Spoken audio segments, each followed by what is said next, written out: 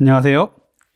저는 비만 다이어트 치료만 약 30년, 그리고 지금까지 본 환자만 약 10만 명을 진료한 분당의 닥터리 가정의학과 원장 이진복입니다. 저는 올바른 다이어트 정보를 알려드리기 위해서 유튜브 닥터리 TV를 운영하고 있습니다.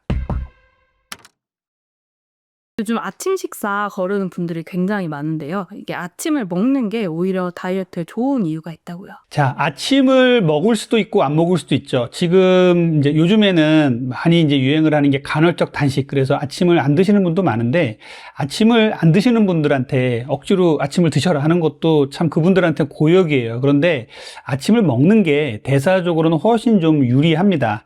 그 이유는요, 공복 시간이 오래되면 오래될수록요, 우리 몸에서는 혈당 스파이크가 일어날 가능성이 좀 높아져요. 그래서 내가 아침에 7시에 일어나서 아침을 이제 정제된 탄수화물을 먹었다. 그러면 한 160까지 올라갈 혈당이, 내가 아침을 굶고 출근해서 11시나 1시 정도에 아점 같은 걸 먹었다라고 한다면 혈당이 200까지도 올라갈 수가 있습니다. 그래서 이런 혈당 스파이크라는 측면에서 본다면 아침을 먹는 게 좋은 거고, 지금 말씀드린 거는 이제 정제된 탄수화물 얘기했지만 단백질과 야채 위주로 아침을 드신다면 훨씬 더 건강하고 다이어트에도 좋을 수가 있어요. 또 하나는 아침을 안 드시는 분들 중에 근손실의 위험이 많은 분들이 계세요.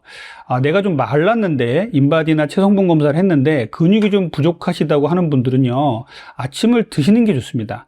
아침을 굶게 되면요, 단백질 섭취가 줄어들게 되고, 그러면서 우리는 더욱더 마른 비만 쪽, 그러니까 근육이 부족한 비만으로 갈 확률이 훨씬 더 높아집니다. 그렇기 때문에 아침을 드시는 게 대사적으로도 유리하고 근육을 잃지 않는데도 유리하다고 보겠습니다.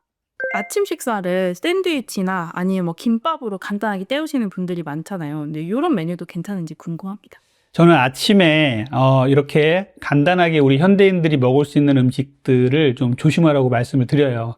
예를 들자면 바삭하게 구운 흰빵에다가 잼을 발라서 주스하고 같이 먹는다든지, 또 시리얼에다가 우유를 섞어서 먹는다든지, 이러면요 혈당 스파이크가 어마어마하게 생깁니다. 보통 단백질 아침 식사를 먹고 나가면요, 보통은 혈당이 안 올라요. 보통 올라봤자 한 130, 140에서 끝이는데, 이렇게 빵에다가 주스, 그 다음에 시리얼에다가 우유를 같이 먹고 나가면 그냥 200까지 훌쩍 넘어갑니다. 이건 정상인도 이렇게 올라간다는 말씀을 드려요. 그리고 말씀하신 대로 샌드위치라든지 김밥 같은 경우도 상당히 혈당을 많이 올립니다. 샌드위치는 결국은 이제 흰 빵에다가 속에다가 이제 많은 것들을 넣어서 영양학적으로는 그래도 좀 낫지만, 그래도 흰 빵이 들어있기 때문에 혈당을 좀 많이 높일 수가 있고요. 또 하나 김밥은요, 의외로 밥의 함량이 상당히 높습니다. 그래서 쌀밥을 먹고 나서는 혈당이 엄청나게 올라가기 때문에 이렇게 아침에 간단하게 먹을 수 있는 음식들이 참 많이 개발돼 있죠. 우리 현대인들은 바쁘니까 빨리 먹고 나가야 되니까요. 그래서 뭐 이렇게 흰 빵에다가 주스를 먹는다든지, 샌드위치에다가 주스를 먹는다든지, 또 시리얼, 그 다음에 김밥 같은 거를 먹는 습관은 별로 좋지는 않습니다. 그렇다면 좀 아침 식사 메뉴로 좋은 메뉴는 어떤 게 있을까요? 아침 식사의 메뉴로 크게 본다면 첫 번째 제일 중요한 게 단백질이에요. 단백질은 우리 몸을 구성하는 정말 중요한 요소고 3대 영양소 중에 하나죠. 단백질이 중요한 이유는요, 포만감을 주고요, 그리고 우리 몸의 근육의 구성 성분이 되면서 여러 가지 호르몬과 뭐 피부라든지 이런 구성 성분이 다 단백질이란 말이에요. 그래서 단백질을 잘 드셔야 됩니다. 많은 연구에서 아침에 정제된 탄수화물 대신에 단백질을 먹고 나갔더니 점심 저녁까지도 탄수화물의 폭식을 줄이고 다이어트에 좋더라, 건강에 좋더라라는 연구들이 상당히 많이 있습니다. 그래서 아침에 단백질을 꼭 챙겨 드시고요. 포만감이 상당히 좋아요. 우리가 계란 2개만 먹고 나가도 점심 때까지 든든한 경우를 많이 보거든요. 그래서 이렇게 아침에 단백질을 먹는 게 상당히 중요하고요. 두 번째는요, 고형식을 드시라는 말씀을 드려요. 고형식은 이제 유동식의 반대말이죠. 우리가 흔히 아침에는 급하니까, 그리고 건강에 좋다고 생각하시는 분도 간혹 계시는데, 죽이라든지, 그리고 미숫가루, 누룽지, 스프, 주스, 이런 것들을 호록 마시고 나가는 분들이 많이 계십니다. 정말 빠르게 먹고 나가죠. 이렇게 유동식을 먹게 되면 어떻게 되냐면요. 우리 몸에서 탄수화물의 흡수 속도가 엄청나게 빨라집니다. 그냥 우리 위와 소장을 거쳐가지고 빠르게 흡수가 되는 것이죠. 그리고 이 안에는 뭐 영양성분이 잘 갖춰진 것도 많이 있겠지만 영양성분이 잘 갖춰지지 않은 것도 많이 있어요. 그래서 거꾸로 유동식보다는 고형식이 좋은 겁니다. 꼭꼭 씹어서 먹는 음식. 조금은 아침에 좀 시간이 걸리더라도 내가 전날 저녁에 좀 준비를 해놔서 삶은 달걀을 준비해놔서 냉장고에 넣어놓고 뭐 양배추를 준비해놓고 아침에 꼭꼭 씹어 먹는다면 이보다 더 좋은 게 없죠. 그래서 고형식을 먹자는 말씀을 두 번째로 드리고요. 이 고형식을 먹는 것은요, 턱관절을 움직여서 씹기 때문에 뇌를 깨워주는 역할을 해요. 그래서 아침에 수험생들 또 치매를 걱정하시는 어르신분들은요, 정말 잘 씹어 드셔야 됩니다. 이렇게 씹어 먹는 음식이 중요하다고 말씀을 드리겠어요. 그래서 아침에 이렇게 정제된 탄수화물을 피하고 단백질을 먹고 또 야채도 많이 먹는 게 좋거든요. 섬유질은 또 우리 몸에 포만감도 주고 장내 유익균의 먹이가 되니까요. 그 다음에 유동식을 피하자. 이런 것들의 원칙을 봤을 때 제일 좋은 아침의 식사로는요, 달걀이 있습니다. 달걀은 완전 식품이라고 하죠. 그리고 달걀 하나에는요, 단백질이 6g 정도 들어있어요. 탄수화물은 하나도 없습니다.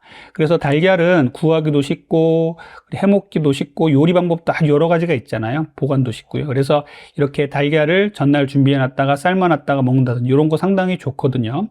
그래서 달걀을 먹는 거 정말 중요하고요.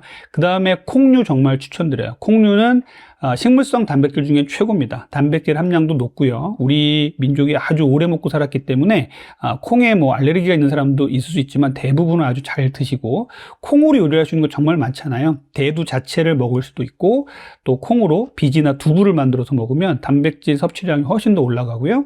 또 무가당 두유 정말 좋거든요. 그리고 저는 낫또도 많이 추천해 드려요. 낫또가 뭐 일본 제품이다 그래가지고 싫어하시는 분들 계신데 요즘 국산으로 나온 거 많거든요.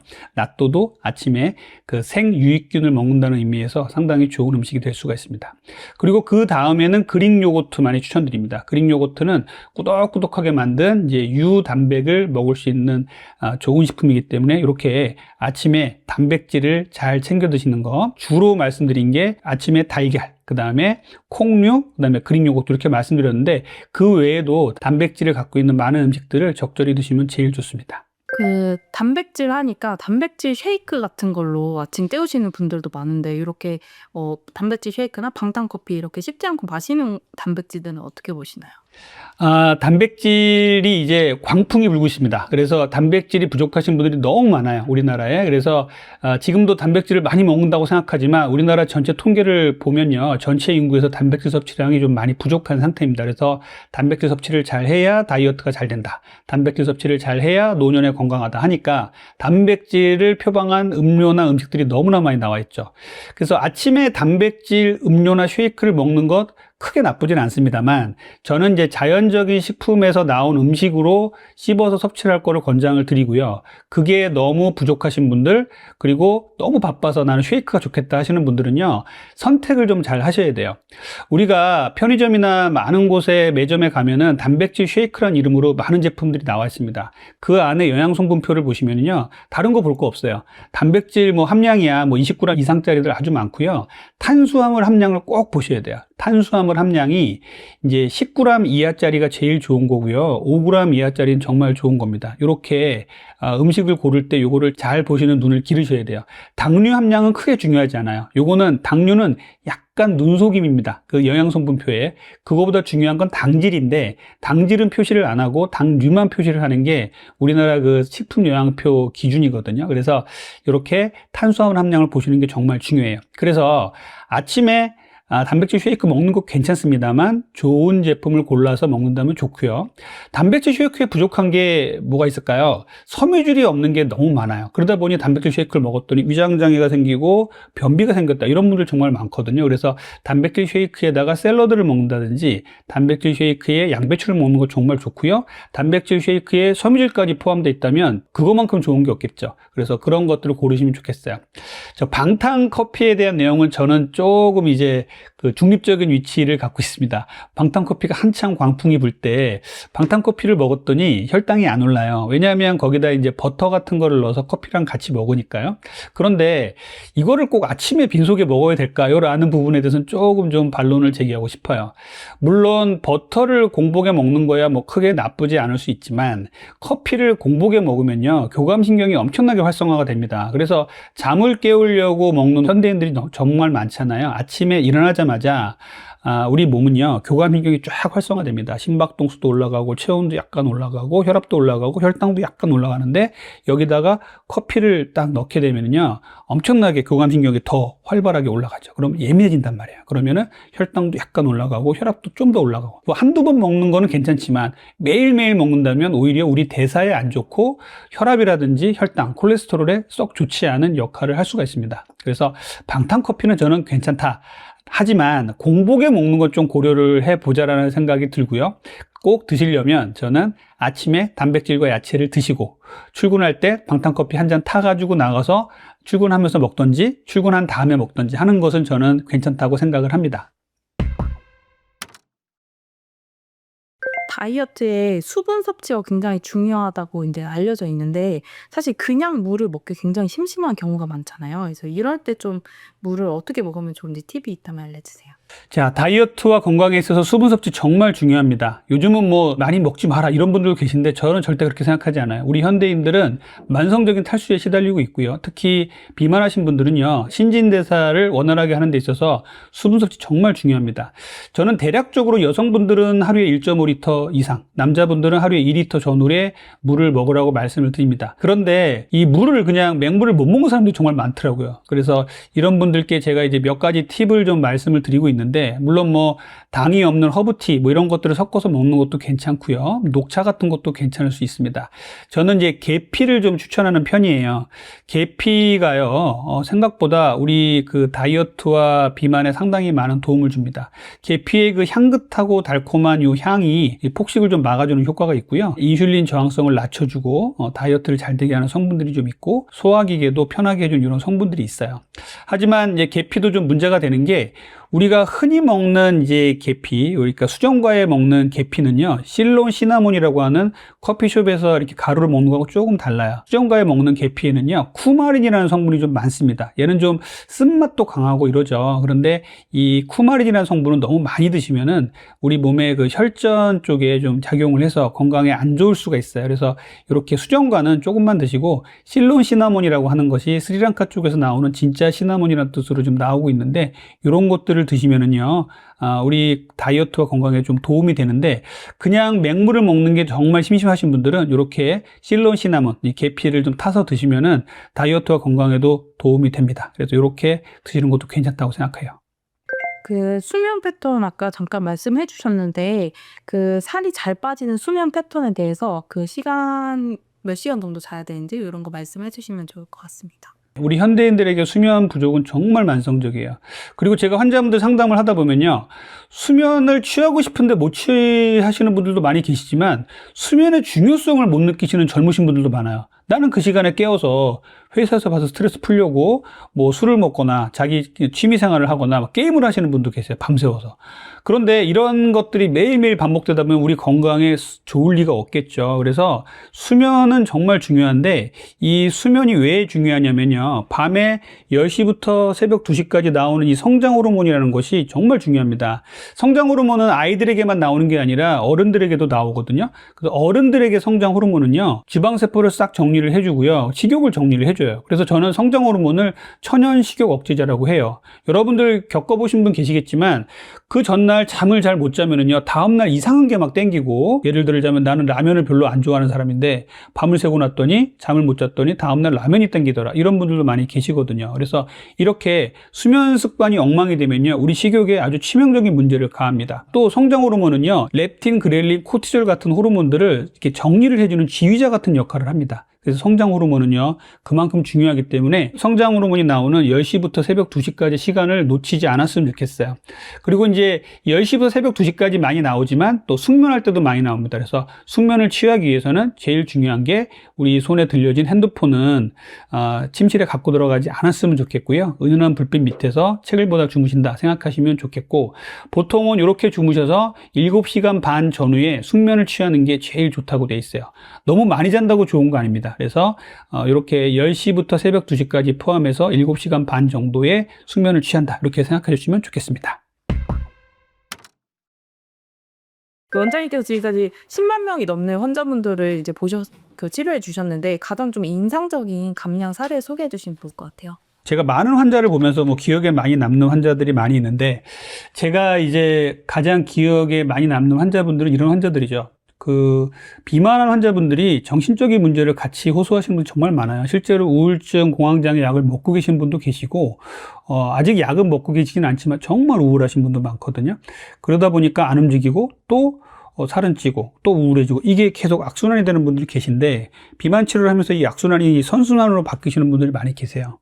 오늘 말씀드릴 분은요, 60세 여성이세요. 그리고 이 환자분은 이제 폐경을 겪으면서 살이 정말 많이 찌셨고, 그러면서 같이 우울증도 같이 왔습니다. 남편분이 정말 많이 도와주고 계신데, 이 우울증이 잘 해결이 안 되는 거예요. 그 우울감을 또 먹는 거로 풀고 이래가지고 여러 가지 이제 내과적인 질환도, 성인병이 이제 오려고 하는 전 단계에 와 있고, 그 다음에 근골격계가 아픈 거예요. 막 발목도 아프고 무릎도 아프고 허리도 아프고 하다 보니까 운동은 더더욱 못하게 되고, 그래서 환자분이 오셨을 때는 정말 이게 펑펑하지만 옷을 입고 오셨는데, 이분이 이제 위고비를 시작을 했어요. 작년부터 시작을 해서 거의 1년이 돼 갑니다. 위고비는 이렇게 이제 그 고도비만 환자분들에게 장기간 처방이 가능하게 나온 약인데요.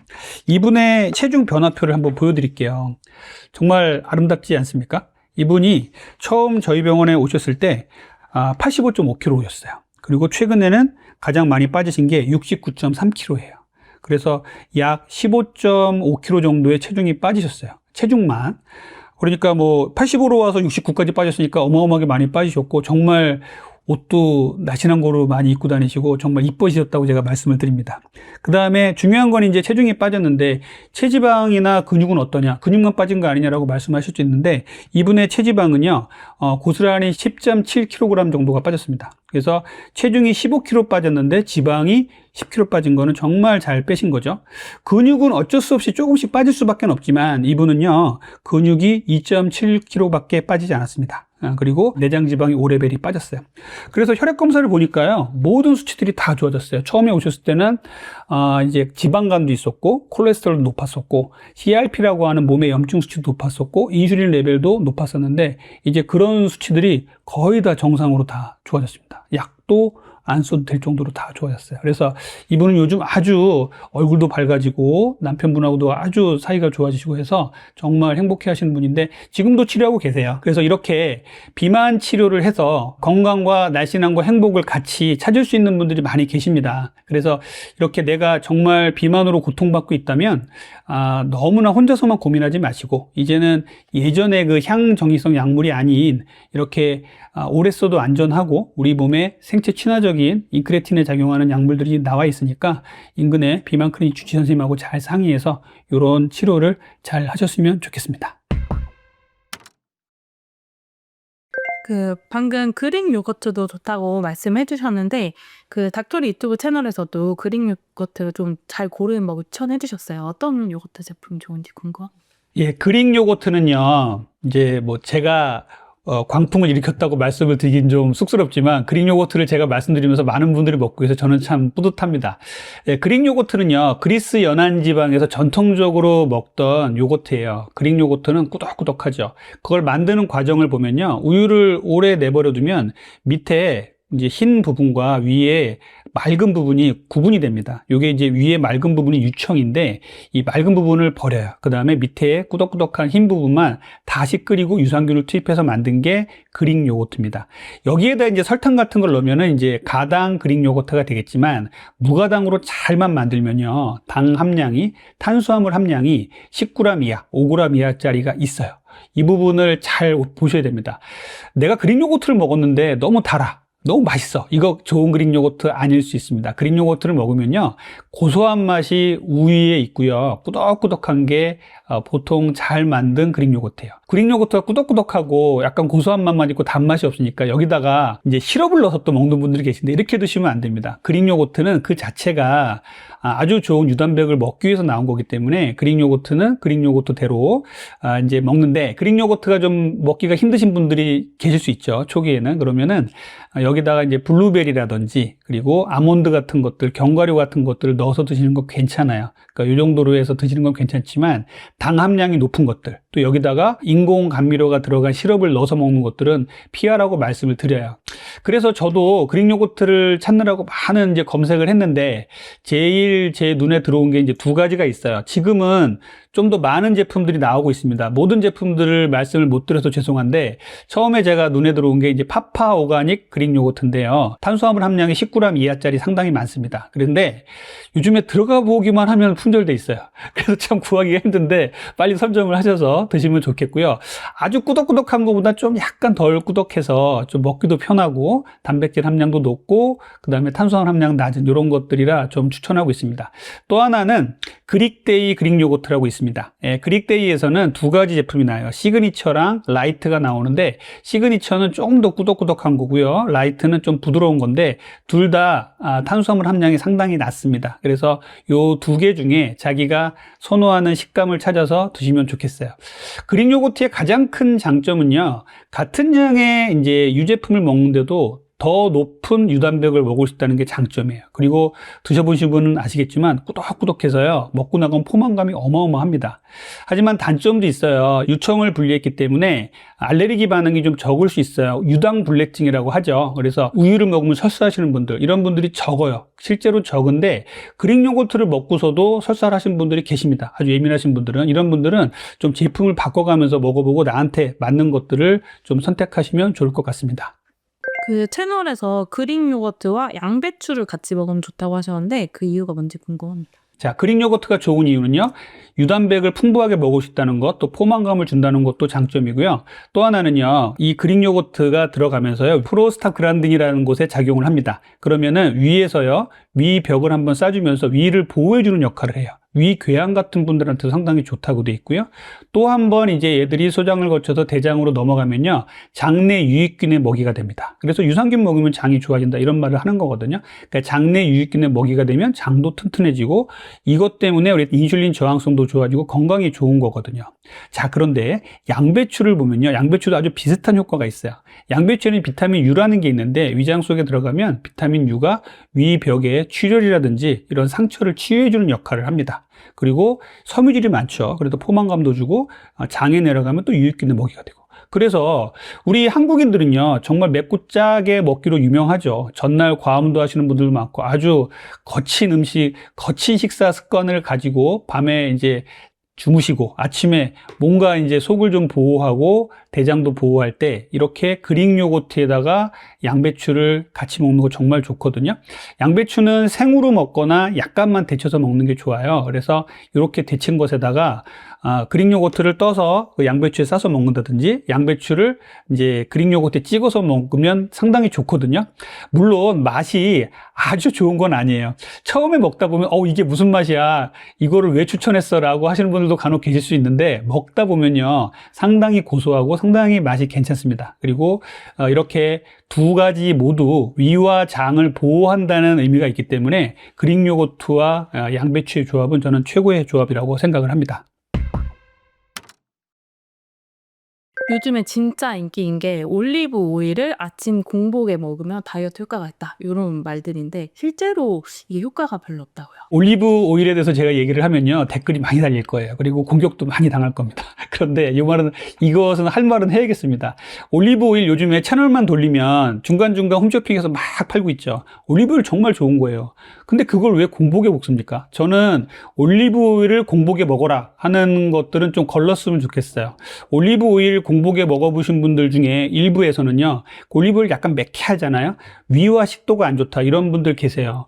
올리브 오일은 좋은 오일인데요. 그것들을 음식에 잘 섞어서 요리를 해서 먹는 게 최고 좋은 거지, 공복에 좋다고 하니까 또 그거를 따라 하시다가 위장이나 식도에 탈이 나서 병원에 오신 분도 계시거든요. 그래서 올리브 오일은요, 굳이 공복에 먹을 필요는 없어요. 또 하나는 올리브 오일도 칼로리가 상당히 높습니다. 큰 한 술로 약 120kcal 정도가 되거든요. 이거를 하루에 한 두 스푼만 먹으라고 돼 있어요. 근데 좋다고 하니까 공복에 먹고 점심에도 먹고 저녁에 먹고 이런 분도 계시거든요. 이러면은요, 칼로리 과잉으로 오히려 건강에 안 좋을 수도 있어요. 그렇지만 올리브 오일은 좋은 오일입니다. 불포화 지방산, 그 중에서도 단일 불포화 지방산이고요. 올레산이라는 좋은 지방산이 들어있어서 아주 좋은 음식이 될 수 있어요. 심혈관계를 아주 깨끗하게 만들어주고요. 혈전을 예방하는 역할도 합니다. 그래서 이렇게 좋은 올리브 오일이 또 다이어트에도 일면 도움이 돼요. 어떤 부분이냐면은 포만감도 좀 주죠. 올리브 오일 자체가. 그 다음에 식욕을 억제하는 효과도 일부 있습니다. 그리고 올레산이라는 것이 우리 식욕을 억제해주고 인슐린 감수성을 좋아지게 한다. 마지막으로는 장내 유익균도 좋아지게 하고요. 몸에 많은 염증도 좋아지게 한다고 돼 있어요. 그런데 이 좋은 올리브 오일을 공복에 먹어서 좋다라는 연구는 한 개도 없습니다. 자, 물론 이런 연구가 누군가 하겠죠. 그런데 아직까지는 그런 연구가 없고요. 미국 FDA나 미국의 유명 내과 저널인 자마에서도요, 불포화 지방산 대신에 올리브 오일을 먹어라 라고 권고하는 정도의 수준이고요. 하루에 한두 스푼으로 끝내라라고 얘기를 하고 있습니다. 우리가 흔히 아는 지중해식 식단이라고 있어요. 여기는요, 올리브 오일이 주 오일로 되어 있습니다. 이런 것들 아주 좋은 거예요. 항노화, 비만에도 상당히 좋아요. 혹자는요, 올리브 오일이 GLP-1을 자극을 해서 유고비, 마운저로만큼 효과가 좋다라는 분들이 계신데 좀 과장된 말이라고 생각합니다. 올리브 오일이 GLP-1이나 GIP 같은 위고비와 마운저로의 성분이 되는 이 인크레틴의 작용을 합니다. 그런데 아주 미미합니다. 만약에 약물의 효과가 100이라고 한다면요, 올리브 오일의 효과는 뭐 0.1 정도나 될까요? 그러니까 이런 거를 믿고서 올리브 오일 먹으니까 다이어트가 잘 되겠지 하고 먹다가 나는 올리브 오일 먹었는데 살 하나도 안 빠져요. 이런 분들이 저희 병원에 종종 찾아오시곤 합니다. 그래서 올리브 오일은 좋은 오일이지만 다이어트 효과는 뚜렷하지 않다. 그래서 굳이 공복에 먹을 필요는 없고, 그러나 심혈관계 질환 예방 효과와 많은 부분에서 도움을 주는 다른 기름보다는 훨씬 좋은 기름이기 때문에 올리브 오일을 다른 음식과 같이 드시는 거는 좋다, 권장한다라고 말씀을 드리겠습니다. 자, 거기에 최근에 좀 충격적인 그 기사가 하나 났는데요. 외국에서 올리브 오일 과다 섭취하면 비만이 되고 심혈관계 질환이 늘어난다라는 연구까지 나온 적이 있어요. 올레산이 좋은 거지만 이것을 과다 섭취했을 때 오히려 비만 세포를 자극해서 비만이 되고 심혈관계 건강에도 나빠질 수 있다라고 경고를 했습니다. 그래서 이 올리브 오일 너무나 좀 과도한 좀 열풍이 불고 있어요. 또 이런 부분은 좀 제가 좀 짚고 넘어가고 싶어서 말씀을 드리는 건데, 올리브 오일은 좋은 오일입니다만 너무 과도하게 집착을 하거나 너무 큰 기대를 하실 필요는 없다고 생각을 합니다. 아까도 계란이 굉장히 좋은 아침 메뉴라고 추천해 주셨는데 요거를 먹는 조리법이 상당히 많아 가지고 다이어트에 가장 좋은 섭취 방법은 뭔지 좀 궁금합니다. 달걀은요, 최고의 음식입니다.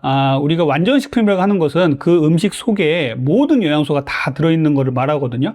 달걀에 없는 성분은요, 섬유질과 비타민 C 정도 빼고는 거의 다 들어있어요, 영양소가. 그래서 요리를 하실 때 이 비타민 C와 섬유질을 보충을 한다면 최고 좋겠죠. 그래서 가장 좋은 것은 삶은 달걀에다가 양배추라든지 그리고 샐러드 같은 걸 같이 드시는 게 제일 좋긴 합니다. 두 번째는 요리를 하실 때요, 후라이팬에다가 바짝 굽는 후라이는요, 썩 좋지 않다고 해요. 이거는 뭐 한두 번 먹는 건 괜찮지만 매일매일 이렇게 먹었더니 여기서 이제 트랜스 지방도 많이 나오고, 그 다음에 이 달걀이 타면서 여기서 이제 발암물질도 나온다, 이렇게 얘기를 하고 있고요. 저는 당독소 얘기도 많이 하고 있는데 당독소도 삶은 계란에 비해서 몇 배가 막 올라갑니다. 그래서 후라이보다는 삶은 달걀이 좋고요.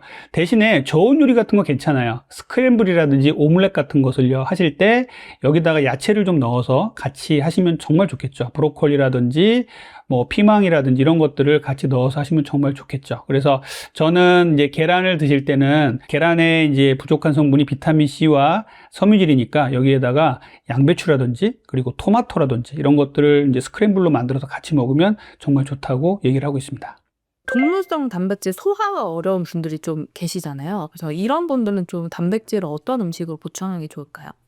자, 단백질이 정말 중요하죠. 그리고 식사로 먹는 단백질이 정말 중요합니다. 그런데 우리 남성분들은 그래도 단백질 고기류 잘 드세요. 그런데 어머님들 젊었을 때 고생 많이 하시고 이제 어머님들께 고기 좀 사드리려고 하면은 고기 못 먹겠다, 고기 먹고 나서 소화가 안 된다, 이런 분들 좀 계시거든요. 그래서 이 어르신들에게 단백질이 부족한데, 특히 여성분들한테 단백질이 부족한데 단백질을 채워야 되는데 이게 잘 안 되니까, 먹는 거로 잘 안 되니까 이제 어르신들 보는 TV를 돌리다 보면은 뭐 산양유라든지 무슨 미운 해가지고 단백질 음료를 엄청나게 팔고 있어요. 이게 그만큼 어르신들한테 단백질이 부족하니까 그거를 보충하라라는 얘기거든요. 그래서 이 단백질은요, 먹는 거로 먹는 게 최고 좋습니다. 그래서 먹는 거를 어떻게 먹느냐 하면요, 자기 몸무게의 킬로그램당 1g의 단백질을 드세요. 만약에 60kg의 사람이라면 60g의 단백질을 드시는 거죠. 이걸 한 번에 아침에 다 먹고 점심 저녁을 굶느냐, 이게 아니라 아침 점심 저녁을 3등분해서 20-30g씩 나눠서 먹는 게 정말 좋습니다.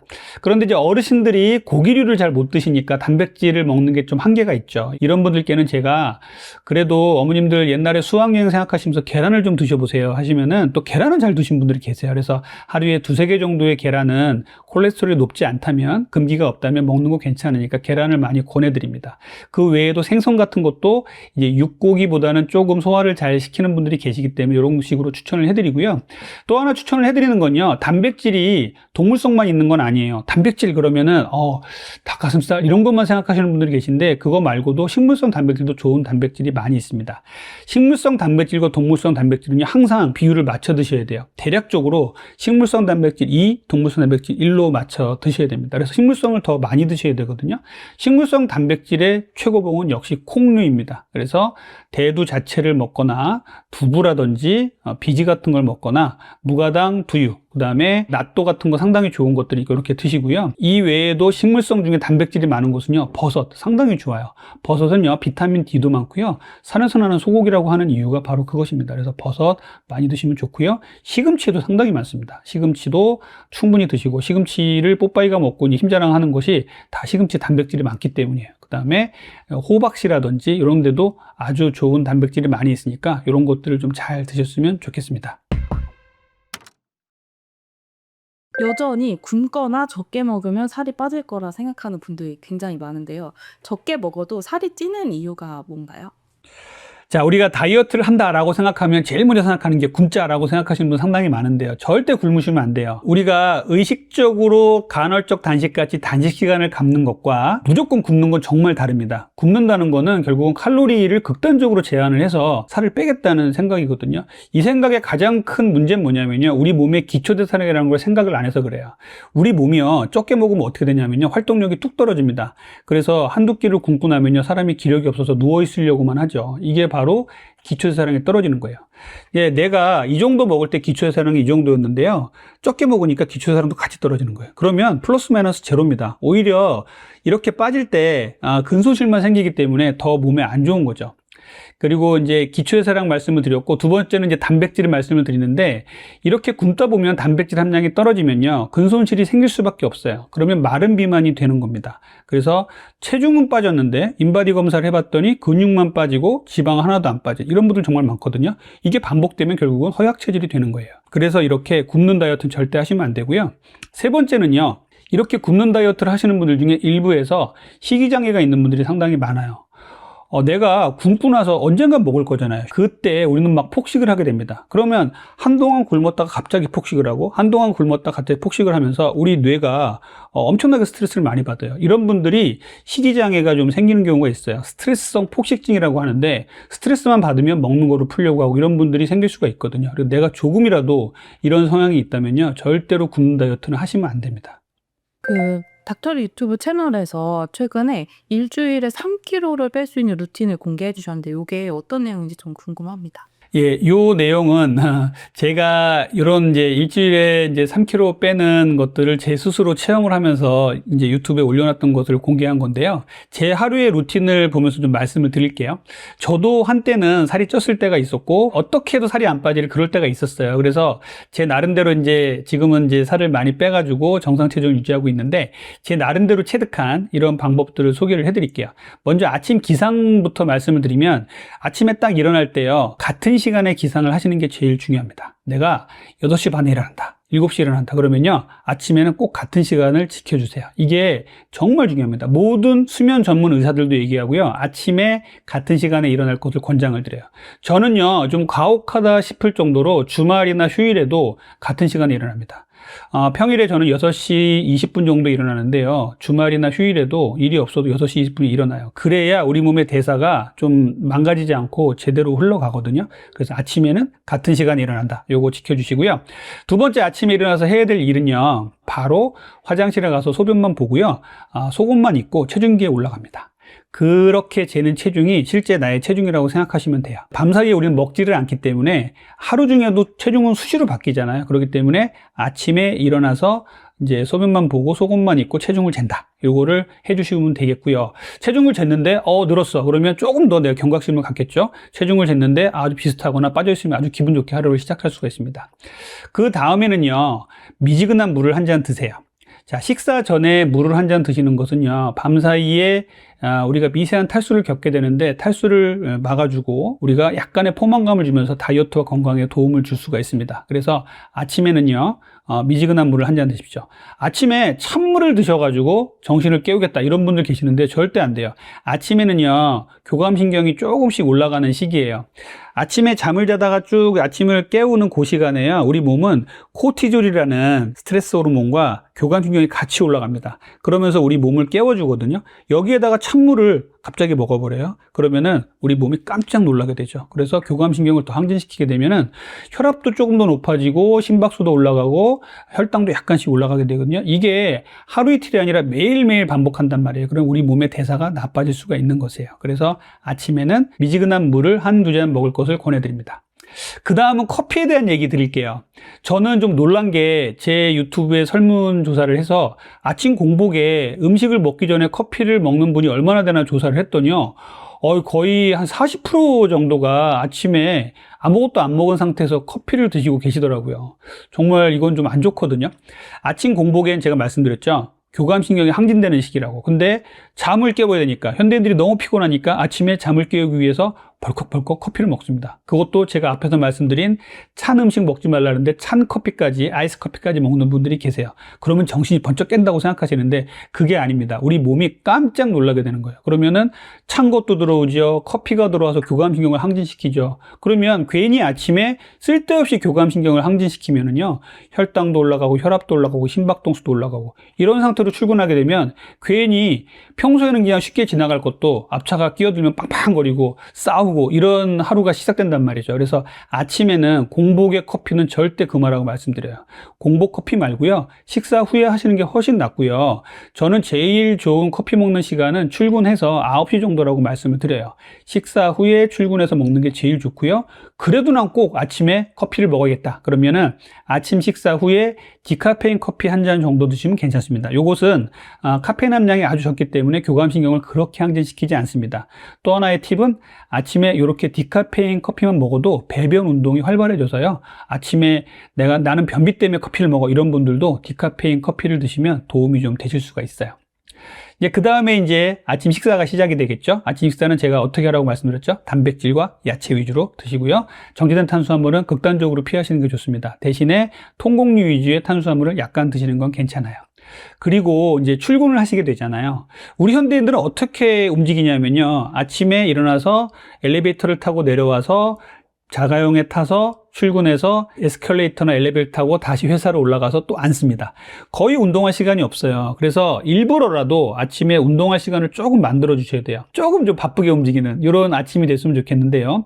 아침에 한 정거장 일찍 내려서 좀 걸어 다니시고, 그리고 에스컬레이터나 엘리베이터 대신에 계단을 이용하시고, 회사 시간 중간에도요, 화장실을 갈 때 가장 멀리 있는 화장실을 이용하자라고 얘기를 하고 있어요. 그래서 내가 2층에 근무를 하고 있는데 8층에 화장실이 하나 있거든요. 거기까지 올라가서 화장실을 보고 온다, 이렇게 하시면요, 일상생활에서 활동량을 많이 늘릴 수가 있어요. 그리고 햇빛 보는 거 정말 중요한데 우리 현대인들 햇빛을 못 봐요. 밤에 불면증이 있는 분들이요, 햇빛을 못 봐서 불면증이 오는 경우 정말 많습니다. 그리고 햇빛을 봐야 우리 대사가 정상으로 돌아가고요. 그리고 비타민 D 합성도 돼요. 그리고 오전 중에 햇빛 보는 거 정말 중요하거든요. 근데 우리는 햇빛을 못 보고 출근해서 햇빛을 못 보고 퇴근합니다. 그렇기 때문에 아침에 내가 조금이라도 시간이 된다면 걸으면서 햇빛 쬐고요. 조금 일찍 출근했다 그러면 아무것도 운동도 못 하겠다 그러면 그냥 밖에 나가서 햇빛이라도 좀 쬐고 오십시오.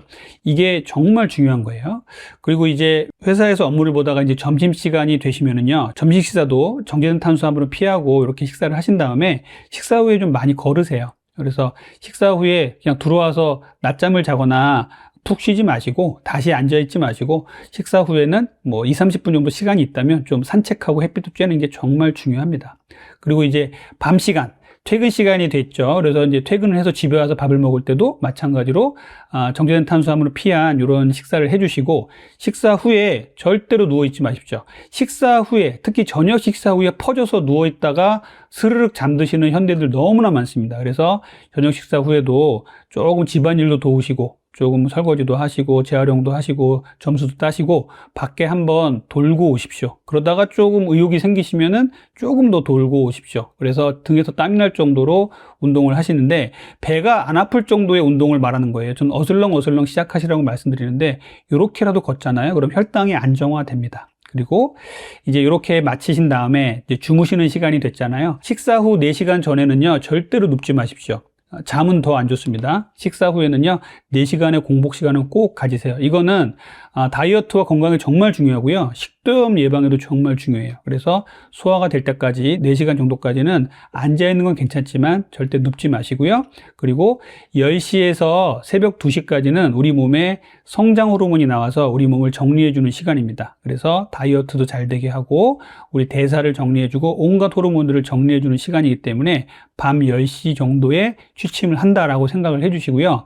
이 인공 발광 조명, 핸드폰, 태블릿 PC 이런 것들을 좀 피하셔야 돼요. 이것 때문에 잠 못 주무시는 분들 너무 많거든요. 잠자리에 핸드폰 갖고 들어가서 핸드폰 보다가 잠을 못 주무시는 분들 많기 때문에 이런 부분들 좀 개선이 필요해요. 그래서 밤에는 은은한 불빛 밑에서 책을 보다가 스르르 잠이 든다라고 생각하시고 10시부터 잠을 잔다 이렇게 생각해 주시면 좋을 것 같습니다. 이렇게 하시면요, 일주일에 3kg 빠지는 거 정말 쉽거든요. 제가 지금 쉽게 얘기했지만 좀 어려운 얘기인데, 이렇게 내가 생활 습관을 계속 지속하잖아요. 그러면 비만 환자라면요, 한 달에 10kg 빼는 것도 어렵지 않습니다. 그래서 일주일에 3kg, 한 달에 10kg 이렇게 빼는 거 어렵지 않으니까 제가 말씀드린 이런 생활 루틴을 갖고서 하루를 계획해 보시면 좋겠습니다.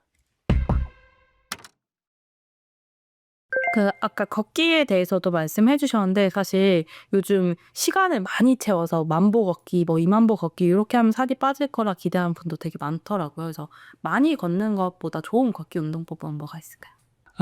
요즘에 이제 만보 걷기에 이제 문제를 제기하면서 7,000보만 걸어도 된다 뭐 이런 말씀도 많이 나오고 있는데, 일단은 만보라는 거에 너무 강박관념 가지실 필요 없고요. 그리고 7,000보도 심혈관계 건강이나 다이어트에 좋다고 돼 있어요. 하지만 제가 좀 경계하는 부분이 있는데요. 걷기 하면은 되게 편해 보이잖아요. 그러니까 너무 편한 걷기는 크게 도움이 안 됩니다. 물론 저희 병원에 찾아오시는 뭐 150kg 정도 되는 분들한테 빨리 걸어라 그러면 이분들은요, 빨리 걷기도 못 해요. 그렇기 때문에 이분들한테 이제 천천히 걷기부터 시작을 하는 거죠. 그래서 제가 이제 헬스클럽에 가보면은 헬스클럽 러닝머신 속도계로 한 2, 3 정도 놓고서 한 1시간 정도를 타시는 아주머니들이 계세요. 이렇게 타시면은요, 이거는 운동이라고 볼 수가 없을 정도예요. 그러니까 이렇게 편한 운동은 하면 안 됩니다.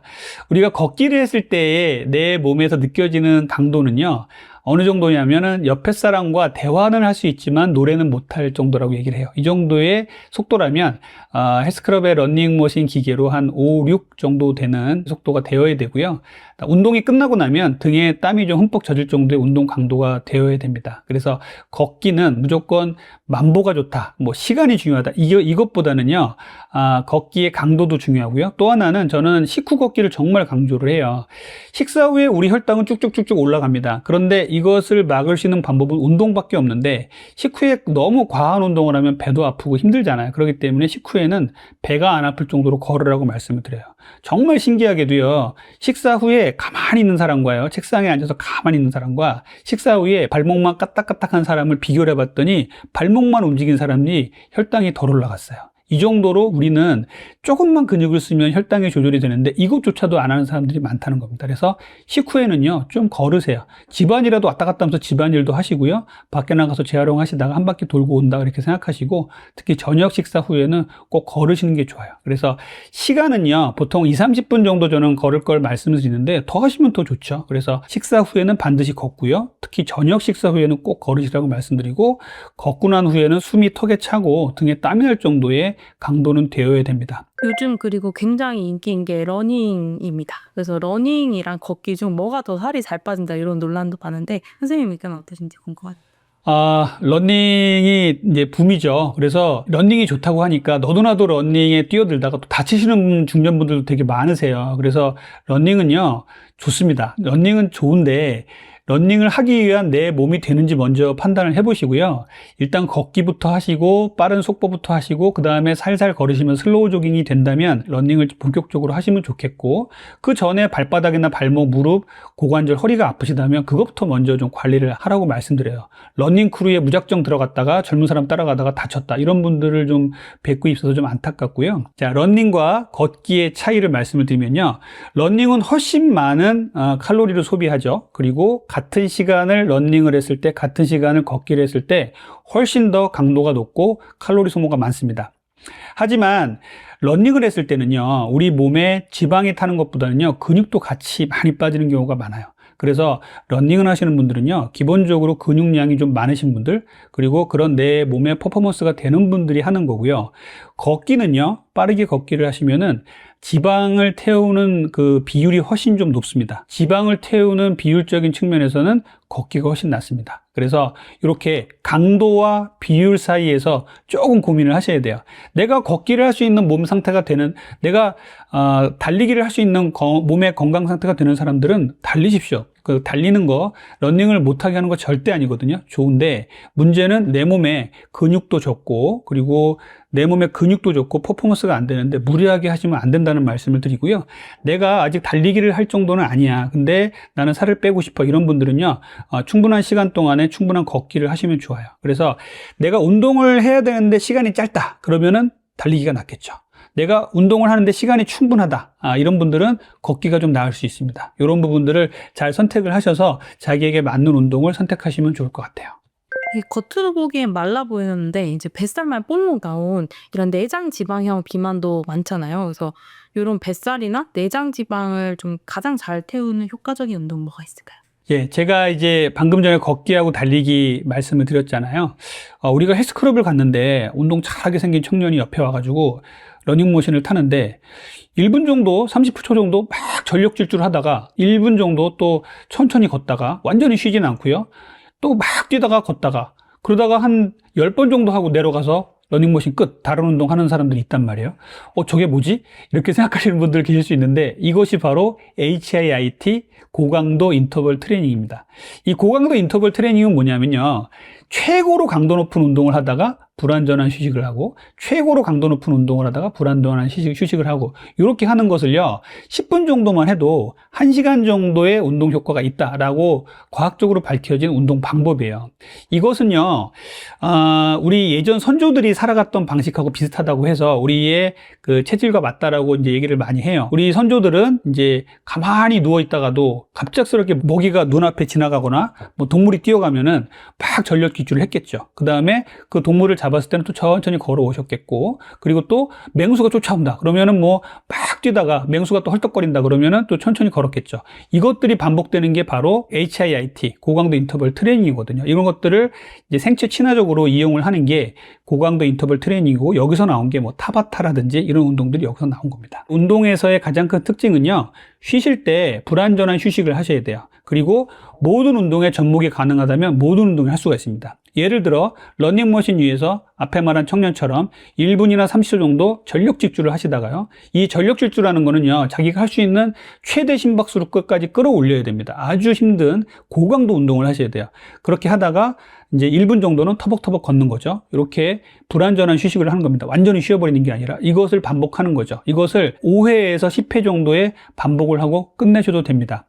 예를 들자면 또 계단 운동 같은 경우는 내가 이제 먼저 15층까지 올라갈 계획을 세웠다면 15층까지 그냥 걸어갈 수 있는 계단 올라가기 능력을 먼저 만드신 분이라면 한 2, 3층 정도를 전력 질주해서 올라갑니다. 그 다음에 2, 3층 정도는 또 천천히 걸어서 올라가고 2, 3층 정도는 또 전력으로 올라가서 15층까지 올라갔다가 내려오는 거죠. 그리고 고정식 자전거 타기도 가능하고요. 수영 같은 거도 하는 분들이 계십니다. 이렇게 다 접목할 수가 있어요. 운동 능력은 되는데 조금 더 짧은 시간 동안에 고강도 운동을 하고 싶다 이런 분들, 그리고 내가 건강과 다이어트를 위해서 운동을 좀 하고 싶다는 분들은 고강도 인터벌 트레이닝을 하시면 좋을 것 같아요. 요즘에 한국에 당뇨 환자가 급증하고 있다고 하는데 이걸 당뇨 전 단계에서 발견하는 게 중요할 것 같아서 이게 당뇨 위험이 있다고 판단하는 기준이 뭔지 좀 알려주시면 좋을 것 같아요. 좀 심각한 얘기예요. 우리 한국에서 당뇨 환자가 정말 급증하고 있습니다. 이게 서구하고 비교를 했을 때 우리가 너무 빨리 급증을 하고 있고요. 또 서구처럼 아주 고도 비만에서 당뇨가 오는 게 아니라 정상 체중이나 마른 비만에서도 당뇨가 오는 분들이 좀 계셔서 정말 충격적이거든요. 최근에 나온 그 당뇨병 학회의 통계를 보면요. 30세 이상 성인에서 당뇨병 환자가 600만 명, 그리고 당뇨 전 단계 환자가 1,600만 명으로 보고가 됐어요. 거의 한 2천만 명 정도가 혈당의 문제로 고생을 하고 있다는 소리예요. 성인의 반 정도라고 봅니다. 그러니까 어마어마한 거죠. 그래서 이것들은 결국은 이제 우리의 생활 형태가 아주 운동도 많이 못하고 활동력이 줄어들면서 또 단맛 나는 정제된 탄수화물을 많이 먹는 이런 이제 고도의 스트레스 사회에 살다 보니까 이런 문제가 생긴다고 보고 있고요. 그래서 당뇨 전 단계를 아는 게 정말 중요해요. 우리가 1년에 한 번씩 건강 검진을 하실 때 당뇨 이제 당화혈색소라는 거를 검사하시는 분도 계시고 안 하시는 분도 계시겠지만 당뇨 전 단계를 좀 구분하는 방법을 좀 말씀을 드리면요. 당화혈색소라는 게 있는데 당화혈색소는요 3개월의 혈당의 평균을 구한다고 보시면 돼요. 그래서 당화혈색소는 5.6 이하가 정상, 5.7부터 6.4까지는 당뇨 전 단계, 6.5부터는 당뇨병 환자로 이제 약을 먹어야 될지를 결정하는 그런 단계가 됩니다. 또 하나는 이제 포도당을 먹은 후에 혈당을 측정하는 혈당 부하 검사 같은 게 있어요. 공복 혈당이 100 이하는 정상이고요. 100에서부터 124까지는 이제 당뇨 전 단계, 그 다음에 공복혈당이 125가 넘어가면 당뇨병, 이렇게 얘기를 하고 있거든요. 그래서 이런 것들을 이제 종합적으로 보는 게 중요하고요. 그러다 보니 당뇨 전 단계를 미리 파악하는 게 정말 중요해졌어요. 당뇨 전 단계 상황에서는요, 열심히 노력해서 다이어트와 건강 습관을 잘 들인다면 50% 이상이 정상으로 돌아갈 수 있다고 되어 있습니다. 그래서 생활 습관 교정만 해도 당뇨 전 단계는 돌아갈 수 있는데, 당뇨 전 단계는 정상으로 돌아갈 수 있는데 이 시간을 놓쳐버리는 사람들이 너무나 많아요. 실제로 병원에서 당화혈색소를 검사했는데 5.7, 5.8이 나와서 당뇨병 조심하세요라고 말한 분들이 2, 3년 뒤에 생활습관 교정이 안 돼서 당뇨약을 실제로 먹게 되는 분들이 좀 계신데 저는 제일 안타깝게 생각하거든요. 물론 뭐 내가 이제 부모로부터 받은 유전적인 성향 때문에 아무리 노력을 해도 당뇨병으로 진행하는 사람이 있지만 그 당뇨 전 단계에서 적절하게 대처를 정말 열심히 잘한다면 당뇨 전 단계 환자는요 정상으로 되돌릴 수 있습니다. 그렇기 때문에 당뇨 전 단계를 잘 파악하고 그 당뇨 전 단계라 그러면 더욱더 이 내장 비만을 줄이고 근육을 늘리는 이런 운동 습관을 잘 기르셔야 돼요.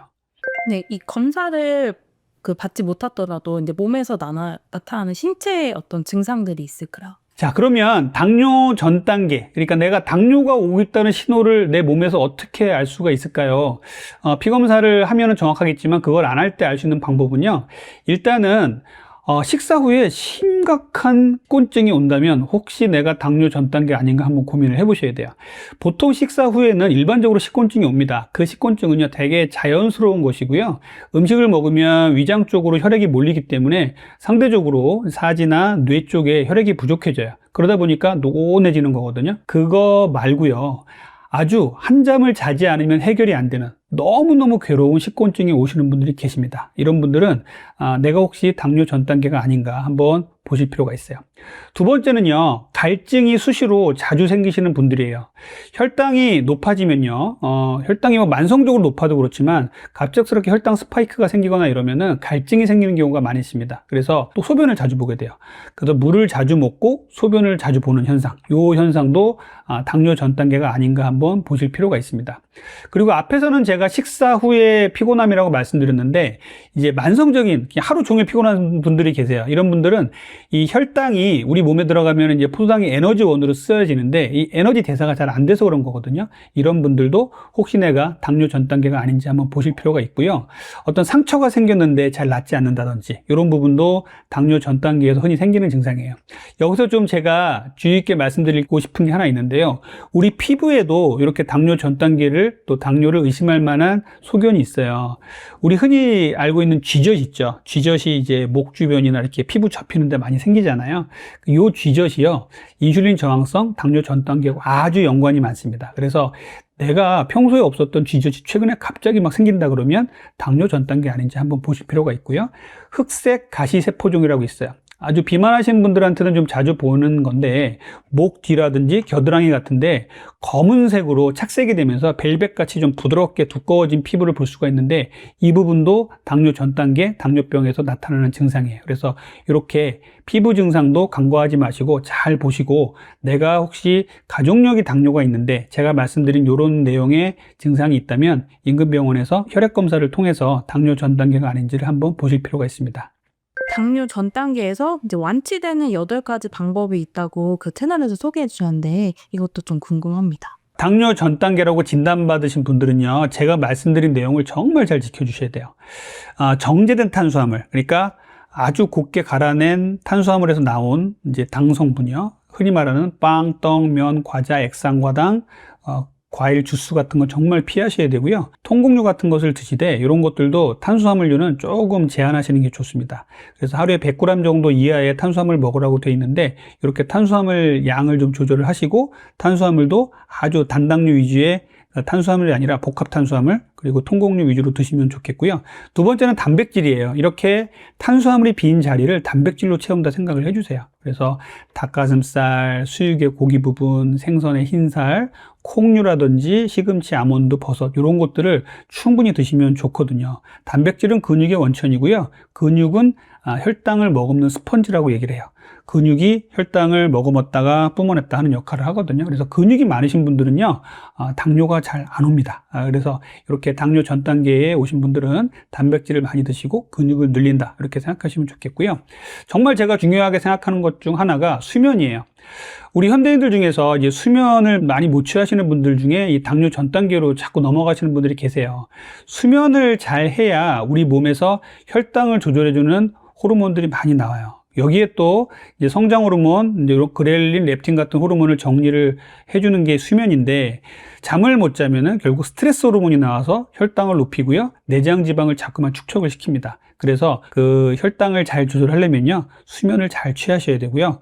이어서 바로 말씀드리는 게 이제 스트레스 호르몬인데, 스트레스를 받지 않으셔야 돼요. 현대인이 스트레스를 받지 않는다는 건 좀 불가능한 일이긴 하지만, 스트레스를 잘 풀 수 있는 자기만의 취미 생활, 그리고 요가라든지 종교생활 이런 걸 통해서 스트레스를 잘 관리를 하셔야 코티졸이라는 호르몬이 안 나와서, 코티졸이 나오면 내장 비만이 쌓이고 혈당이 올라가거든요. 그래서 이런 부분들을 막아낼 수가 있습니다. 그리고 제가 마지막으로 말씀드리고 싶은 건요, 당뇨 고위험군들이 있어요. 약간 내가 비만해졌다든지, 그리고 우리 가족력, 친족 중에 당뇨 환자가 있다든지 이런 분들은요, 꼭 인근 병원에 가셔서 정기적으로 검사를 하세요. 그래서 당화혈색소가 어떻게 움직이는지 좀 보실 필요가 있고요. 당화혈색소가 5.7 이상으로 돼서 당뇨 전 단계입니다라고 진단을 받으신 분들은 제가 말씀드린 이런 내용들 정말 철저하게 잘 지킨다면 당뇨 전 단계에서 정상으로 끌어내릴 수 있습니다. 그래서 이렇게 생활 습관들을 잘 조절해 주시면 좋겠어요. 그리고 젊은 때는 건강하시다가 중년 이후에 당뇨 증상이 나타나는 일이 굉장히 또 많으시더라고요. 그래서 그 이유가 무엇인지 좀 말씀해 주시죠. 당뇨의 가족력을 제가 여쭙다 보면은, 우리 어머니가 당뇨가 오셨는데요. 나이 들어서 연세 많이 들어서 오셨어요. 이렇게 말씀하시고, 그래서 나는 당뇨 가족력이 없어요. 이렇게 말씀하시는 분들이 계신데, 아닙니다. 당뇨 가족력이 있는 거예요. 그리고 어르신들이 왜 당뇨가 나이 들어서 오시는지도 말씀을 드릴게요. 자, 우리가 혈당 수준이 잘 조절이 되다가 연세 드시면서 당뇨 전 단계다, 아니면 당뇨 초기라 당뇨약을 먹어야 된다라고 지적을 받으시는 노인분들이 계십니다. 특히 여성분들이 상당히 많아요. 이게 왜 그러냐면요, 인슐린 감수성이 자꾸 떨어져서 그래요. 우리 몸에서는 인슐린이 나오면 인슐린을 잘 받아들여서 세포에서 포도당을 잘 에너지로 만들어야 되는데, 이 감수성이 자꾸만 나이가 들면서 떨어집니다. 두 번째는 췌장의 베타세포의 기능이 떨어지는 거예요. 그래서 여기도 마찬가지로 인슐린에 대한 작용이 떨어지기 때문에 노년이 되면서 당뇨로 진단을 받는 거고요. 마지막으로 세 번째 제일 중요한 건요, 근손실이에요. 어머님들, 노인분들이 근감소증이 너무나 많습니다. 그러다 보니까 근육은 제가 앞에서 말씀드렸죠. 포도당을 머금었다 뿜어냈다 하는 스펀지 역할을 해요. 그런데 이 스펀지가 혈당을 머금어 줄 수가 없다 보니까 그냥 혈당이 막 올라가는 겁니다. 그래서 나이가 들면서 당뇨가 옵니다. 그러면 나이가 들어서 생기는 당뇨는 위험하지 않느냐? 절대 아닙니다. 나이가 들어서 생기는 당뇨도요, 젊은수 당뇨하고 똑같아요. 단지 나이가 들어서 생겼기 때문에 당뇨의 이환율이 좀 짧을 뿐이죠. 그래서 나이가 들어서 생긴 당뇨도 적극적으로 대처를 하셔야 됩니다. 현대 우리나라 사회에서요, 당뇨 환자가 급증하고 있는데, 그 중에 이제 노인 여성분들이 상당히 많은 부분을 차지하고 있거든요. 우리나라 사람들이 갖고 있는 그 당뇨병에 취약한 특징들이 좀 있어요. 뭐냐면, 서양인에 비해서 동양인들이 이 췌장의 크기가 작습니다. 이거는 뭐 유전적인 뭐 식생활 이런 거하고 연관이 있어서 역사적으로 봤을 때 우리가 그런 이제 식생활을 했기 때문에 췌장이 작은 건데요. 옛날에는 이렇게 당분이 많은 사회에 살질 않았잖아요. 그런데 지금은 막 정제된 탄수화물이 넘쳐나니까 어느 정도 먹다 보니까 그것을 감당하지 못하는 겁니다. 그래서 우리 동양인들이 서양인들보다 췌장이 작은데, 그 동양인들 중에서 또 한국 사람들이 유독 작기로 유명합니다. 그래서 췌장이 작다. 그 말은 결국은 인슐린을 분비할 수 있는 능력이 떨어진다는 얘기고요. 또 연구를 해봤더니 그 작은 췌장에 20%가 기름이 껴 있어요. 그래서 우리나라 사람들은 상당히 이 췌장이 작기로 유명하고, 췌장이란 부분, 혈당이란 부분에서 좀 취약한 거예요. 그러다 보니까 같은 체구의 동서양인을 봤을 때 우리가 훨씬 췌장이 작다. 그래서 서구인들은 이 췌장이 크기 때문에요, 어느 정도 정제된 탄수화물을 먹어도 당뇨가 잘 안 옵니다. 근데 이제 거대하게 150kg, 200kg 막 넘어가니까 상대적으로 췌장이 감당을 못해서 생기는 당뇨가 많은데, 아주 뚱뚱한 당뇨가 대부분이라는 거죠. 그런데 외국 과학자들이 놀라는 게 뭐냐면요, 한국 사람들은 이렇게 말랐는데 왜 당뇨가 왔어? 라고 할 정도로 우리나라에서는 당뇨 환자가 많습니다. 그래서 이 당뇨 환자가 이제 급증하고 있는 이유는 결국은 정제된 탄수화물이 많은데 우리의 췌장이 감당을 못한다. 거기다가 근손실이 계속 일어나고 있고, 췌장의 그 인슐린 감수성이 자꾸만 떨어지는 이런 현상이 복합적으로 작용하고 있는 거예요. 그러다 보니 나이가 들면 자꾸만 살이 찌고, 그리고 당뇨 쪽으로 우리 몸이 가고 있다라고 생각을 하셔서 나이가 들수록 오히려 당뇨 쪽은 조금 더 경각심을 갖고 살펴보셔야 됩니다. 그래서 나이가 드신 분일수록 단백질 잘 챙겨 드시고요. 그리고 정제된 탄수화물을 줄이셔야겠죠. 나이가 들어서 내가 못 먹었던, 젊었을 때 못 먹었던 맛있는 것들이 너무나 많으니까 이것들을 먹고 싶어 하시는 분들이 계시는데 절대 안 돼요. 그런 것들을 조금만 드시고요. 주로 단백질과 야채, 섬유질 많이 드시고요. 근력 운동을 좀 열심히 해주셔야 돼요. 단백질을 많이 드시는 상황에서 근력 운동 해주셔야 됩니다. 그래서 내가 단백질을 먹는 게 좀 부실하다, 음식으로 먹는 게 좀 한계가 있다 그러면 단백질 쉐이크 좋은 걸 고르셔가지고 단백질을 보충해서 먹는 것도 괜찮은 방법이에요. 근력 운동을 꼭 열심히 해주시길 바랍니다.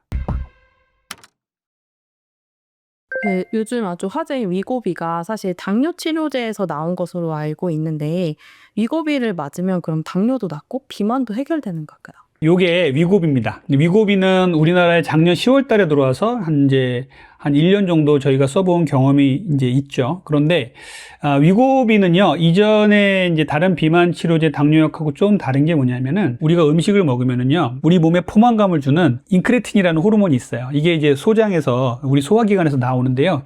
이 인크레틴이라는 호르몬이 나오면 포만감을 딱 느껴서 그만 먹게 하거든요. 그러니까 이게 안 나오면 계속 먹겠죠. 그래서 그것들이 나오는데 불과 1, 2분 내에 사라집니다. 그거를 파괴하는 DPP4 효소라는 게 있거든요. 그런데 이것들을요, 여러 공법을 이용해서 일주일이 가도록, 이게 1, 2분 만에 사라지는 포만감 호르몬 인크레틴을 일주일이 가도록 만든 거예요. 그래서 방광기는 한 3, 4일 정도 되고요. 방광기를 따지면은 일주일에 한 번씩만 주사를 하면 되는 이제 비만 치료가 된 겁니다. 실제로 이것은 혈당을 떨어뜨리는 효과도 있기 때문에 비만 치료제보다는 당뇨 치료제로 연구를 하다가 비만에도 효과가 있다고 보고 비만 치료제로 이제 나온 겁니다. 그래서 이것들을 일주일에 한 번씩 맞으면은요, 장기간 연구를 했을 때 약 16% 전후의 체중 감량 효과가 있다고 돼 있어요. 이전에 삭센다는 매일매일 맞았어야 됐는데 위고비는 일주일에 한 번씩 맞고, 그리고 이것들이 체중 감량 효과가 삭센다는 높아봤자 6 내지 8%의 체중 감량 효과였는데 얘가 16%, 10%의 벽을 넘었다는 의미에서 상당히 획기적인 약물입니다. 그래서 이것들을 맞으면 이제 식욕이 떨어지고 포만감을 극대화시켜서 정말 많이 먹으면 너무 괴롭게 돼요. 속이 막 터질 것 같고 일부러 토하게 만들거든요. 그래서 적게 먹는 식습관을 길러주고, 우리가 여러 가지 중독 증상들이 있어요. 스트레스성 폭식이라든지 알코올 중독, 그래서 이런 부분에도 도움을 주는 것으로 돼 있어서 이 GLP-1 수용체라는 약물에 작용하는 이 삭센다와 위고비가 나오면서 이 비만 시장 자체가 완전히 뒤집어졌습니다. 그래서 이전에는 막 향정기성 약물들, 나비약 이런 것들이 나오다가 이런 약물도 이렇게 강한데 굳이 그 약을 쓸 필요가 있느냐, 이런 식으로 바뀌었기 때문에 삭센다와 위고비는 이제 같은 회사에서 나온 건데, 위고비는 정말 획기적인 약물이라고 볼 수가 있는데요. 아무나 맞을 수 있는 건 아니에요. 현재 우리나라에서는 위고비는 비보험으로 돼 있고, 이것을 맞아야 될 분들은 BMI 지수, 체질량 지수가 30 이상인 사람, 또는 BMI가 27에서 34이면서 비만으로 인한 합병증, 수면 무호흡이라든지 고혈압, 당뇨, 고지혈증, 지방간이라든지 이런 게 있는 분들은 위고비를 맞을 수가 있습니다. 그래서 이런 것들은 주치의와 상의해서 맞으시면 되는데, 이런 것들을 또 무턱대고 맞다가는 여러 가지 문제에 시달릴 수가 있어요. 이 GLP-1 호르몬에 작용하는 약물들의 대부분 공통된 특징이 뭐냐면요, 울렁울렁해요. 소화기관 부작용이 상당히 커집니다. 음식물을 천천히 내려가게 해줘요. 그러다 보니까 오심, 구토, 복통, 설사, 변비 이런 것들이 막 생겨요. 그래서 이런 위장관계 운동을 변화시키다 보니 이런 문제가 생기는 게 가장 흔하고요. 조금 좀 무서운 이제 부작용은요, 췌장염이라든지 시력의 이상이라든지 담석, 담낭염이라든지 이런 문제가 생길 수가 있어요. 그래서 이 부분은 정말로 혼자서 판단해서 맞을 건 아니고요. 병원에 가서 주치 선생님하고 잘 상의를 해서 자기의 건강 상태를 확인한 후에 맞으시는 게 좋고요. 절대적인 금기가 있습니다. 어떻게 해도 못 맞는 분들이 계세요. 갑상선 수질암 환자라든지 다발성 내분비 손종이라는 좀 드문 병이긴 해요. 한국에서는 갑상선 암 중에 수질암 말고 유두암이나 여포암은 괜찮습니다. 이런 분들은 금기고요. 임신 수유도 금기입니다. 요 전후로 하는 건 상관은 없고요. 지금 18세 이상에서 한국에서는 허가를 받았는데요. 유럽이나 미국에서는요 12세 이상 쓰고 있습니다. 그래서 조만간 10월 초에 청소년 허가가 나와요. 근데 최근에 나온 마온자로는 아직도 18세 이하에서는 못 씁니다. 그래서 청소년 비만에서는 위고비를 쓸 수 있다라고 생각해 주시면 되겠고, 10월 초에 청소년 허가가 날 겁니다. 방금 살짝 말씀해 주셨는데, 위고비보다 효과가 좋다는 마온자로가 곧 국내에 출시된다고 하는데, 요거를 좀 처방받기 전에 확인해야 될 사항들이 있다고요. 방금 전에 이제 말씀드린 게 위고비고요. 요게 마온자로예요. 마온자로 벌써 국내에 들어와서 이제 처방을 하고 있습니다. 얘 차이는 뭐냐면요. 조금 아까 제가 말씀드릴 때 삭센다가 못 넘은 10%의 체중 감량의 벽을 위고비가 넘었다고 말씀드렸죠.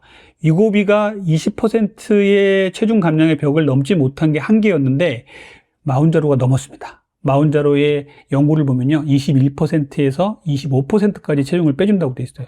이거 어마어마한 거거든요. 일론 머스크가 스스로 위고비 먹고 뺐다고 막 자랑하다가요, 최근에 마온자로 갈아탔습니다. 그 정도로 강력한 효과가 있고요. 위고비에서 좀 내성이 생기신 분들이나 이런 분들은 마온자로로 갈아탄다, 이런 분들 계신데, 각각의 장단점이 있어요. 위고비는 GLP-1 호르몬이라는 한 가지 수용체만 작용을 하는데, 얘는 또 다른 인크레틴인 GIP라는 데도 작용을 합니다. GLP-1과 GIP에 듀얼 작용을 합니다. 우리 자동차도 보면 듀얼 모터가 훨씬 더 강력하잖아요. 그런 것처럼 듀얼 작용을 하기 때문에 강력한 겁니다. 그러면 이 마온자로에는 GLP와 GIP가 비율이 얼마나 되느냐? GLP가 약 3분의 1, GIP가 3분의 2 정도 된다고 돼 있어요. 그래서 GLP-1에서 부작용이 있었던 오심구토, 변비설사라든지 여러 가지 불편했던 분들이 이 마운자로를 맞으면 없어질 수도 있다라고 마운자로 측에서는 얘기하고 있습니다만 우리나라에서는 이제 시작이기 때문에 좀 지켜봐야겠죠. 또 하나는 GIP 쪽에 관련된 호르몬들이 근손실을 조금 적게 한다라는 연구도 좀 돼 있어요. 그래서 이 부분도 조금은 좀 의아스럽긴 합니다만 조금은 좀 우리가 지켜봐야 될 거고, 모든 치료가 근손실이 정말 많이 와요. 그렇기 때문에 이 주사 마운자로나 위고비만 맞고서 아무것도 안 하면요, 근손실만 와서 나중에는 살은 빠지는데 근육만 빠지는 아주 허약 체질로 바뀔 수가 있거든요. 요 현상도 어마어마하게 오겠죠. 그래서 병원에서 생활습관 개선과 이런 것들을 같이 할 수 있는 병원을 찾아서 치료하는 게 좋겠습니다. 자, 이 마운자로도 부작용이나 금기사항은 거의 비슷해요. 그 중에 이제 위고비하고 다른 거는 18세 이상에서만 처방이 가능하다. 청소년들은 처방하지 못한다라는 것이 마운자로의 또 특징이고요. 그래서 위고비와 마운자로는 이렇게 이제 다른 부분이 있고요. 췌장염에 대한 부분이 위고비와 마운자로에서 똑같이 경고를 하고 있어요. 그래서 췌장을 우리가 뭐 위고비나 마운자로가 막 짜내고 막 췌장에 문제를 일으키고 이런 건 아닙니다. 하지만 연관이 있다고 분명히 돼 있기 때문에 췌장염의 병력이 있는 사람은 금기입니다. 그리고 췌장염이 생기는지도 잘 관찰을 하라고 돼 있어요. 그래서 저 같은 경우는 병원에 오시면 무조건 췌장염 검사를 정말 자세하게 하고 이제 치료를 시작을 하거든요. 그 중에 위고비 치료하면서 단 한 분도 췌장염이 걸리신 분들을 못 봤습니다. 그렇게 결과가 나왔지만 그래도 췌장염의 검사는 꼭 해보셔야 되고요. 맞고 있는데 갑작스러운 상복부의 통증과 오심구토, 그리고 구부리면은 좀 낫고 펴면은 아픈 이런 통증이 생기면은 췌장염 꼭 생각하셔야 되고요. 담낭의 문제도 경고를 하고 있어요. 담석증과 담낭염은요, 똑같이 위고비나 마운자로 경고를 하고 있는데, 살이 갑작스럽게 찌거나 갑작스럽게 빠지면 담낭에 좀 문제가 생깁니다. 그래서 담낭에 돌이 있거나 이런 분들은요, 금기는 아니지만 신중투여군입니다. 치료를 하다가 갑자기 우상복부 통증이 생기거나 발열이 생기면 담낭염을 의심해야 되기 때문에 그럴 때는 꼭 주치의와 상의하셔야 돼요. 한 가지 제가 말씀드릴 것은요, 위고비가 이제 싹센다가 넘지 못한 10%의 벽을 넘었고 마운자로가 20%의 벽을 넘었습니다. 이 약 두 개가 정말로 대단한 약이에요. 그리고 일부 과학자들이 얘기하는 것처럼 탈모보다 비만이 먼저 정복되었다라고 할 정도로 얘기를 하고 있어요. 그 정도로 획기적인 약물인데, 문제는 둘 다 당뇨병 약으로 개발이 되었고 우리나라에서는 아직 보험으로 될지는 아직 모르겠습니다. 아직까지는 안 됐거든요. 둘 다 비보험인데요. 주치의 선생님과 함께 이런 치료를 해야 되는지를 신중하게 상담하시고 결정을 하셔야 돼요. 그리고 내가 만약에 갑상선 암의 가족력이 있다든지 이렇다면은 조금 더 정밀하게 검사를 하고 상담을 하셔야겠죠. 그리고 이후에 치료를 하시면서 내가 올바른 방향으로 가고 있는지, 그리고 생활 습관의 개선이 없으면 근손실만 생긴다고 제가 말씀드렸죠. 그래서 이렇게 근손실만 생기는 문제를 예방하기 위해서는 생활 습관을 잘 교정해 줄 수 있는 주치의와 잘 상의를 하셔야 돼요. 이런 경우 있습니다. 위고비나 마운자로 하시면은요, 입맛이 뚝 떨어져요. 그리고 아무 의욕도 없고요, 먹는 거에 대한 관심이 아무것도 없어집니다. 그러니까 목 넘김이 쉽거나 아주 자극적인 단짠 음식만 찾게 돼요. 어떤 분들은 주스만 먹고 사는 분도 계시고요, 어떤 분들은 떡볶이만 먹고 사는 분도 계세요. 이렇게 위고비와 마운자로로 비싼 걸 하면서 이런 것만 먹고 사시면 어떻게 될까요? 체중은 빠지겠지만 고스란히 근손실로 나타나게 되고 위고비나 마운자로를 끊었을 때 심각한 유현상이 겪을 수밖에 없어요. 그래서 생활습관 교정은 필수입니다. 위고비와 마운자로 비싼 거 하고 힘든 걸 하는데 또 식사 조절해야 되고 또 운동해야 되고 간헐적단식도 해야 돼 라고 물어보는데 해야 됩니다. 그런 걸 하셔야 내 몸이 변하는 거고요. 그런 문제가 있기 때문에 병원에 찾아오셔서 위고비나 마운자로 하는 거기 때문에 생활습관 개선을 하시고, 위고비나 마운자로가 끝났을 때도 생활습관 개선은 계속 가져가셔야 됩니다. 이런 습관을 잘 교육해주고 가르쳐 줄 수 있는 프로그램이 있는 비만 클리닉에서 위고비나 마운자로를 하셨으면 좋겠습니다. 여러분들 다이어트는요, 건강을 위해서 하는 거잖아요. 건강을 해치면서 하는 다이어트는 절대 안 돼요. 그래서 건강을 잘 관리해주고 그런 생활 습관을 잘 관리할 수 있는 그런 비만 치료를 했으면 좋겠고요. 그런 비만 치료에 있어서 건강한 생활 습관, 운동과 식사 습관, 수면 습관 이런 것들을 모두 다 제 유튜브 닥터리 TV에 담아놨습니다. 오늘 채널에 초대해 주셔서 감사하고요. 더 많은 정보는 제 유튜브에도 많이 놀러 주시면 감사하겠습니다.